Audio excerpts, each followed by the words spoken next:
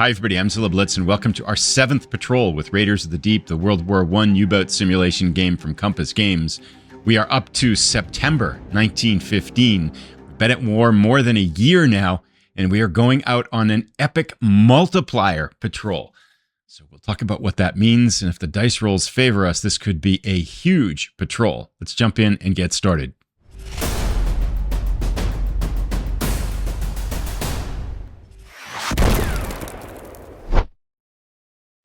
September 1915, we're going back out to sea. We've had 6 patrols prior to this, 5 successes and 1 failure. If we do succeed on this patrol, and by like we sink or capture just 1 enemy ship, we will get a crew upgrade, or one of our crew members will get upgraded. So we have that to look forward to.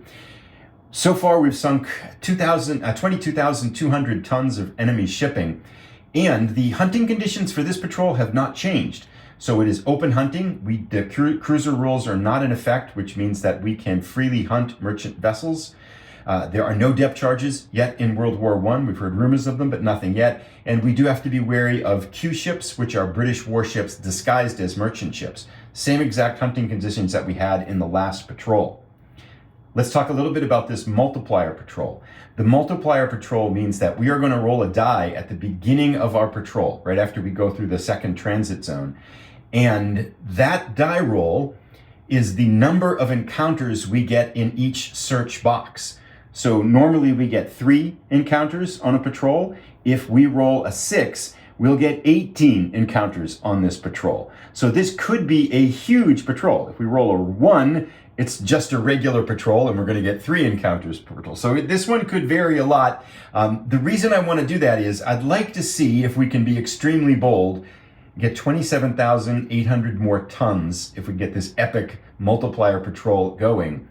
That would get us to the Hanseatic Cross, which would allow us to put in a request to transfer to a newer U-boat. There are newer U-boats in service. Ours is one of the earlier ones that's going to get retired in like 7 or 8 months anyway, but I want to see if we can get one sooner than that. So that's our goal. It's going to be risky. It could get ugly. This very well might be our last patrol. Let's get started. A quick look at our Type U5 U-boat. We are the U9 Teufelsfisch. Got the same standard torpedo load that we've got. Our short-range torpedoes that are only good from short range are kind of available for forward reloads.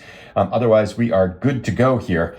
No damage, of course, to the ship, and we are all set to head out to sea. Quick look at our patrol. We will be leaving Wilhelmshaven, heading through 2 transit zones, 3 spots in the British Isles, and then looping back home through our 2 transit zones. We are going to roll for the multiplier effect right after this second transit zone. The multiplier effect does not apply to transit zones, so just in case something goes sideways in here, I want to save that multiplier effect to that before we get into that first zone after that. So let's leave port here. We'll head out to sea, and we need to roll on our first transit zone. Let's see if we run into any trouble there. We get a 6, no problem. We are through our first transit zone, and we are heading off into our second transit zone. Let's hope the gods shine on us again. Ooh, I saw that 1, because a double 1, a 2 is a mine, and I saw that 1 come up, and then I saw it spinning around. But fortunately, we got a 4, which means we are through. Now we're heading up to this first British Isles zone. Now we are going to roll for the multiplier. This is how many searches and how many encounters we can have in each encounter box. Hoping for a big number. Oh, are you kidding me? After all that selling of this, we get a 1. So it doesn't change anything. There are some die roll modifiers, but neither one of these apply to us. If we had an elite crew, or if we already had a Hanseatic Cross, we would get the multiplier. So after all that sales pitch, we get a 1, which means that we only get 1 encounter in each zone. So it's basically just a regular patrol. Oh, that's so anticlimactic. Oh man, I was looking forward to getting tons of opportunities and stuff. Okay, anyway, we're in the British. It should still be hopefully good hunting here. Let's see what we get. We get a 10, which is a ship plus an escort. Because we don't have anything sunk and we're only going to get 3 zones to search, I think we should see at least what this ship is. So let's roll this ship up. So first we need to see if it's large or small. A 1 to 5, it is small. We get a small target. Now we're going to roll on this target roster and see what we get. The black die is the first die here. We get a 63. Ooh, a nice big small target here. The 4,800 ton Anglo-Colombian. Excellent. Okay, so that's a big target. I think we probably want to try to go in, but let's first see if it's day or night. So on a 1 to 3, it's day. On a 4 to 6, it's night. I might be tempted to follow. We've always rolled day. I don't think we've rolled night yet. Let's get a night here. Oh, seriously? Okay, so it's daytime. That does matter when there is an escort here. After thinking about this a little bit, I want to try to get the night advantage attack. So we are going to try to follow this target. On a 1 to 4, we're successful. On a 5 or 6, we lose contact and this encounter ends. I think it's worth it, especially because it's still kind of early here. Sure, it's worth it. The U-boat gods are not shining on us on this patrol. We've kind of come up sideways on every single search opportunity at the moment here. So this encounter ends. We lose contact with the Anglo-Colombian. A 4,800 ton juicy target slides off of the horizon, and now we go back to searching again. One anticlimactic event after another. Let's go from here into our second search zone in the British Isles. Let's see what we get here. Get a 7. Yes, this is much better.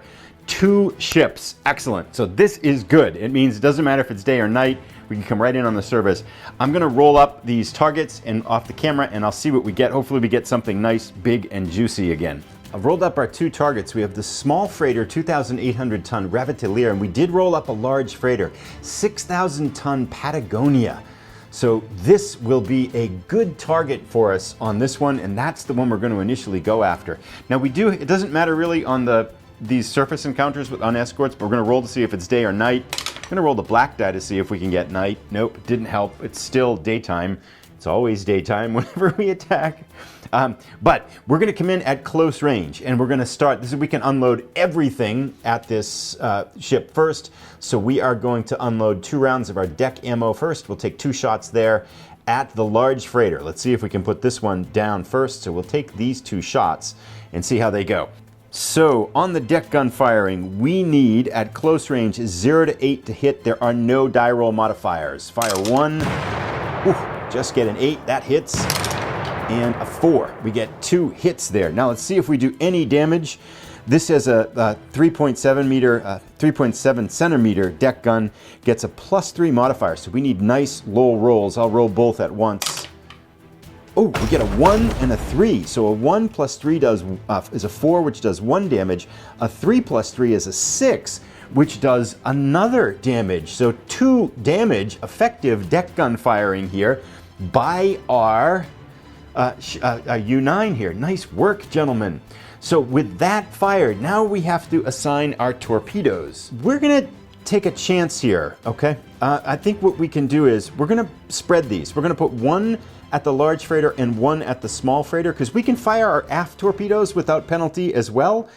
Because it's an unescorted attack, we can unload all our ordnance on this first round. So we might get lucky here and hit more than one thing. Let's take our torpedo shot at the small freighter first. At close range, we need a 0 to 8 to hit. However, it's an unescorted surface torpedo, so it's a -1 die roll modifier. We need a 0 to 9. Duds are on a 1 or a 2 for all our torpedoes. The black die is the dud roll. We hit, but it's a dud on the small freighter. That's okay. Let's get the Patagonia here. Fire 2. It's a 3, which hits, and it's a 4. It's a good torpedo. So this one is a dud, even though it hit its target. Good firing, lads. This one here hits, and it's going to do at least 1 damage just for kicks and giggles. Let's see what the damage is here. We get a 3, which does 2 damage. The Patagonia slides under the waves. Most excellent. Our first ship done. Another successful patrol should we return home. Let's unload our other 2 torpedoes here at the 2,800 ton Ravitelier. And we have 2 more shots, same odds. This is no penalty because it's an unescorted surface attack, so it's 0 to 8 minus 1, so we need a 9 to hit and a 1 or 2 is a dud. Fire 3 here. Oh, we get a 10, it misses. It was a good torpedo, shooting a little wide. Let's hit with this one though. Oh, it hits, but it's a dud. Okay, that's a bummer. So now we have a choice. The Patagonia here has slid under the ocean. We've unloaded almost all of our torpedoes here. We have 2 left. With only 1 patrol box left to go, I think we're going to take a chance here, and we are going to see if an escort shows up, stick around and see if we can sink this one, the Riviteleur as well. So I think that's better odds than if we leave and try to search someplace else. So we're going to reload our torpedoes. We'll put 2 into the front load, and we have to roll to see if an escort shows up. All right, so we need a 6 or greater to stay escort free. A 9, no escort shows up. Very good. So now we can do an entire another round. Our deck gun is loaded again. We have unlimited ammo for that. So let's fire 2 shots with the deck gun at the small freighter and see how that does. We need, again, we're at close range here. So a 0 to 8 to hit. Fire 1, 7, bang, right on target. Fire 2, 5, bang, right on target. 2 deck gun blasts hit the side of the Riviteleur. Let's see what our damage is. We need a 1 to 3 to get damage. We got lucky last time. Let's get a 3, 2, or 1 on both of these again. Oh, a 2 and a 4. Okay, so the 4 plus 3 is 7, does no damage, but the 2 plus 3 does 1 damage. So the Riviteleur is listing to port, and we have 2 torpedoes left in our arsenal. Let's unload it all here. We might as well give it a go. We can see what happens later. We're gonna just let it have it here. So the deck gun's fired. We've got 2 torpedoes to fire. These are at close range, so there's no penalty, and we can fire them. We need a 0 to 9 to hit, and then the 1 or a 2 on a dud. So fire 1. We hit, and it's a good torpedo. The Riviteleur is doomed. Let's just see what happens to the next torpedo. It misses very wide. 12, and it's a 3. It's a good torpedo, but we weren't even close with that one. Let's see what our damage is on the Riviteleur as it slams into the side here. We get a 5. It only does 1 damage, but that's all we needed. The Riviteleur slides under the waters. We've got our second ship sunk, and we're up to 8,800 tons on this patrol. We slide under the waves and slip back out to sea. We are torpedo-less now. We just have our deck gun. 1 more patrol zone to explore. We could still use cruiser rules and try to capture a ship in the other one if it's unescorted and stuff. But with that being done, let's go to our final patrol zone. All right, back around the top of Great Britain here into our 3rd and final patrol zone. Let's see what we get. We've been lucky so far. Oh! So that means 2 things. 1 is we get another multiplier token that we can use in a future patrol. So we lost the one that we used the first time, but we get another one that we can use again. And we ignore the result here, which is nothing happens. And instead we get a random event. So we have to roll in the random events chart to see what happens. This could be good or bad. So lots of possibilities here. It's a big chart. Let's roll, and we just add up these 2 dice. Look at a 7 would be good. That gives us a lucky die roll modifier again. A 5. Ooh, nice. Superior torpedoes. The boat has loaded a superior batch of torpedoes for once. Dud rolls are modified by a +1 for the rest of the patrol. But there's nothing to hit. Place the superior torpedoes marker on your U-boat display mat, random event box. So our torpedo, we don't even have torpedoes. They're all gone. So quite the non-event there. Oh man. Okay. Anyway, it was fun while it lasted, but we do get the multiplier die roll, which is even luckier. So that works out really well. So, but nothing happens in this zone. So I'm glad we unloaded all of our torpedoes, our superior torpedoes, that we didn't have the invisible superior torpedoes. We loop around here because we don't have the range to go to that 4th and final box, and we come back into our transit box. Transit box, we've had some extreme rolls here. I'm hoping we don't get any more. A 5, we're through the first one. Into the second one here. Let's see what we get on our final one here. A 6, nothing at all. A perfectly gleeful, boring, transit zone. And we are back in Wilhelmshaven. safe on our 7th patrol. A success. We are back in port. Let's tally up the damage here. So this is our 6th successful patrol on our 7th attempted patrol. We sank the 6,000-ton Patagonia, the large freighter, and the 2,800-ton small freighter, the Revitalier, giving us a total of 8,800 tons. Added to our 22,200 tons, we're up to a grand total of 31,000 tons. We're 19,000 tons away from the Hanseatic Cross, which is a big advancement in our career and our U-boats esteem as well. That shifts us, I believe, from the loss column to the draw column. So if our career were to end right now, this would still could be considered an unsuccessful, a losing U-boat career. But we're making progress. No damage to the U-boat, so we will refit in the month of October.